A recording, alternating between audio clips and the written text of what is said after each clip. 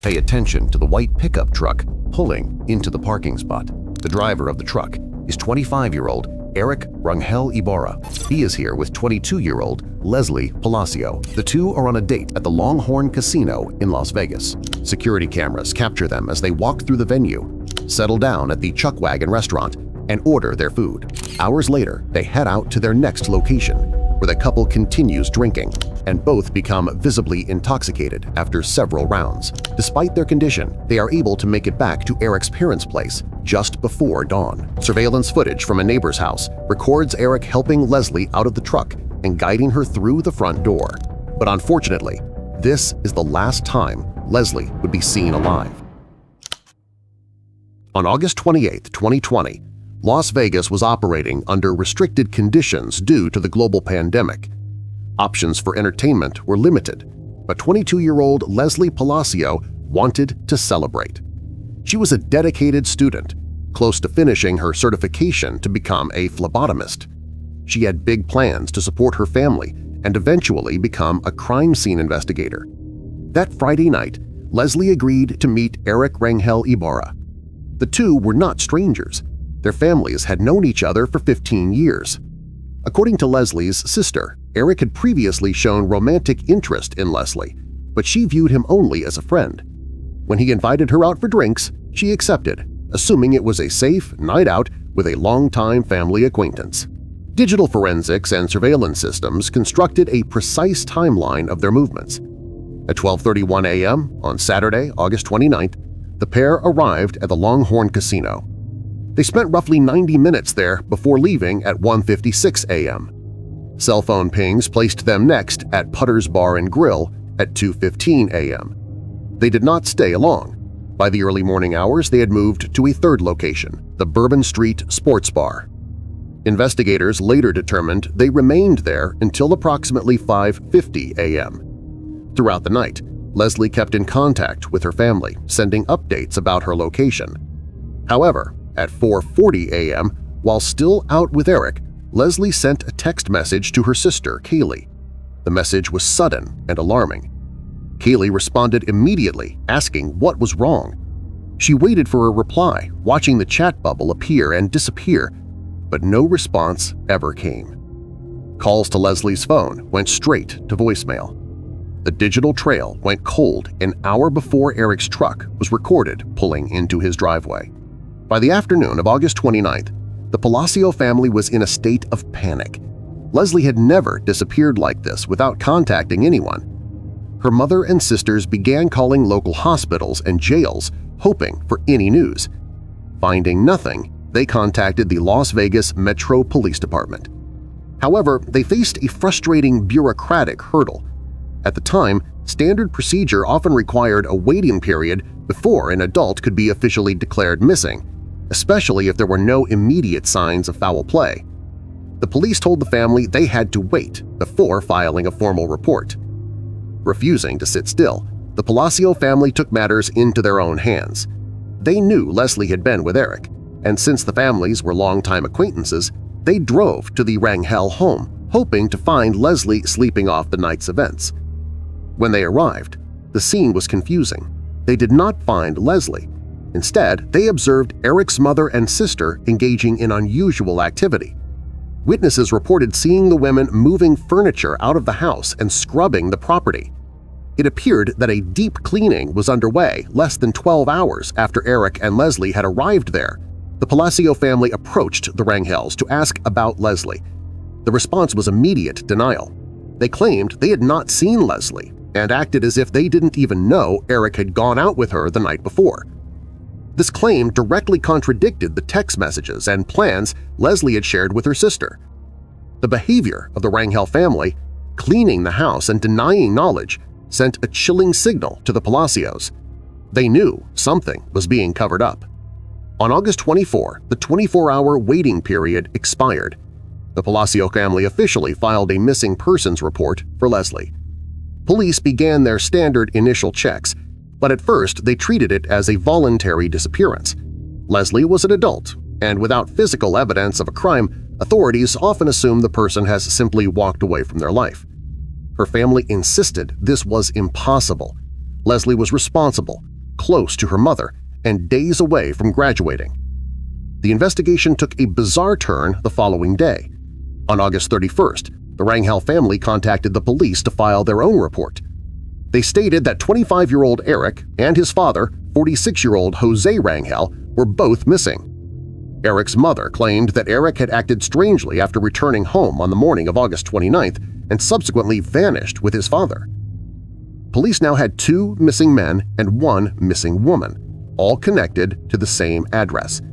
The coincidence was too strong to ignore. The investigation escalated, and detectives began canvassing the neighborhood around the Rangel residence for clues.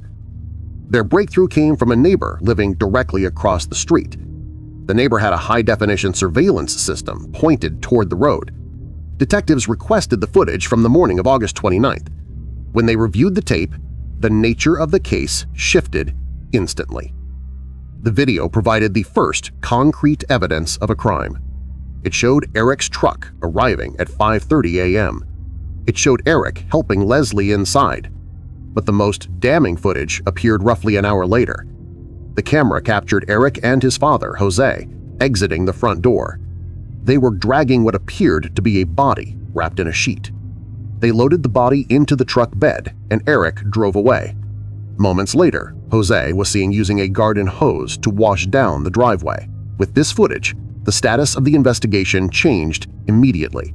It was no longer a missing persons case.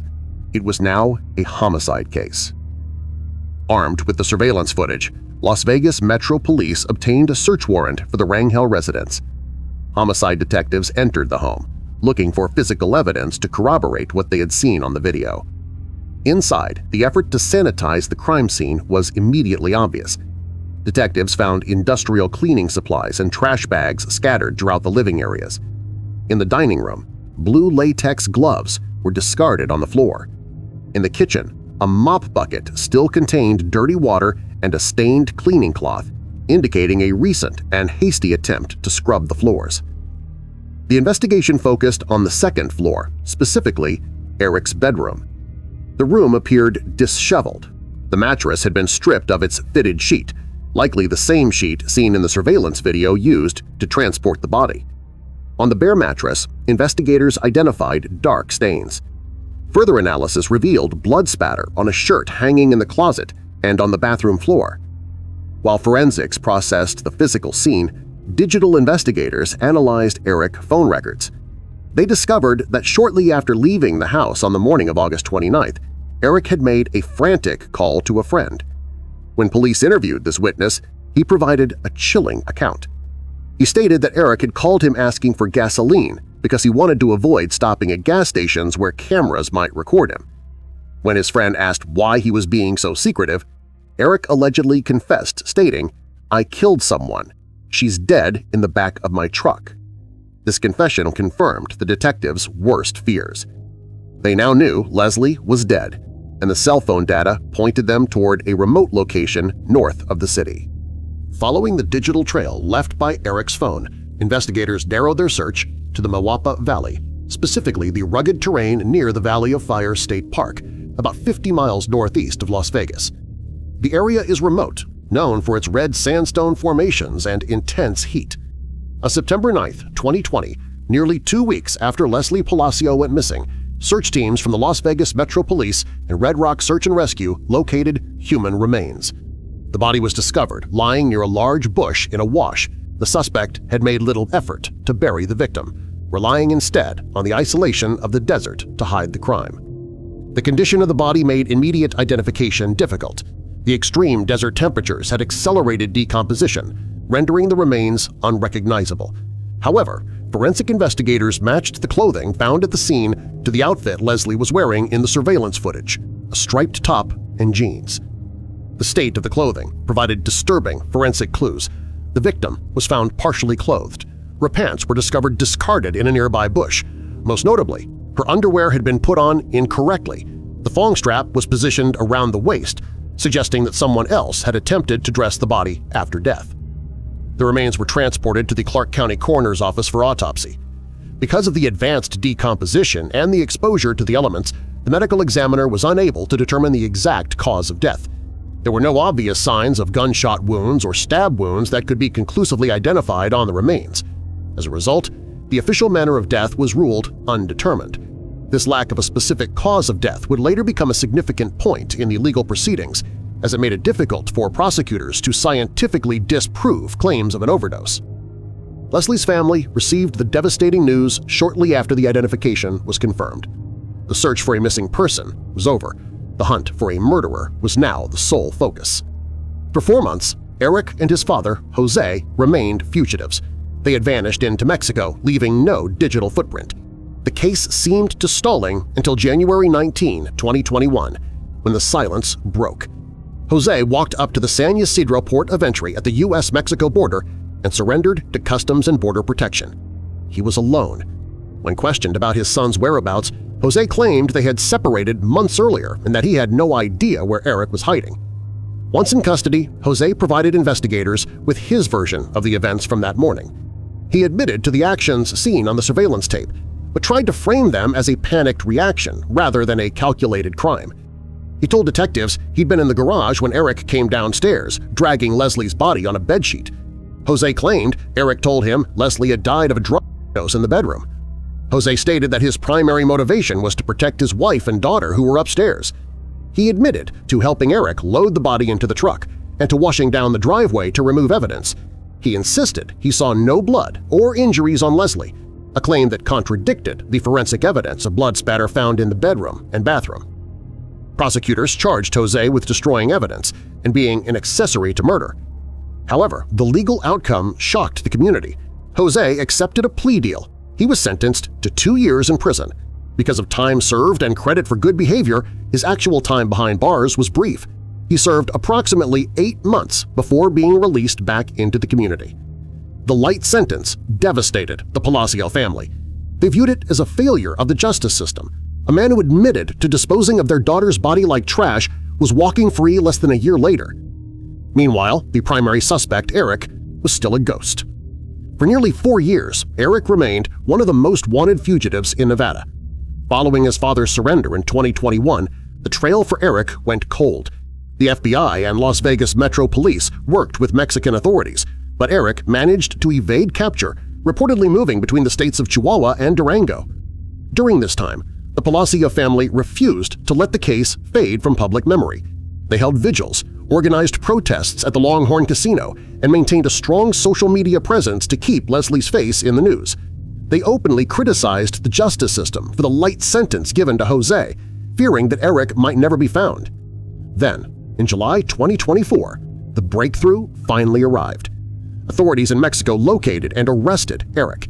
The Las Vegas Metro Police confirmed the arrest, signaling the end of an international manhunt. However, the legal battle is far from over. As of late 2024, Eric remains in Mexican custody. The process of extradition, transferring a suspect from one country to another to face trial, is complex and bureaucratic. Legal experts warn that it could take anywhere from a few months to several years before Eric stands in a Nevada courtroom to answer for the murder of Leslie Palacio.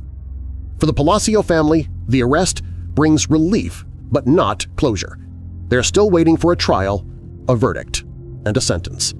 The case highlights the vulnerabilities of the justice system when suspects cross borders and the agony of families left in limbo. Leslie Palacio's legacy remains one of unfulfilled potential, a young woman with dreams of investigating crimes who instead became the victim of one. The community now watches and waits, hoping that the final chapter of this story will eventually end with a conviction.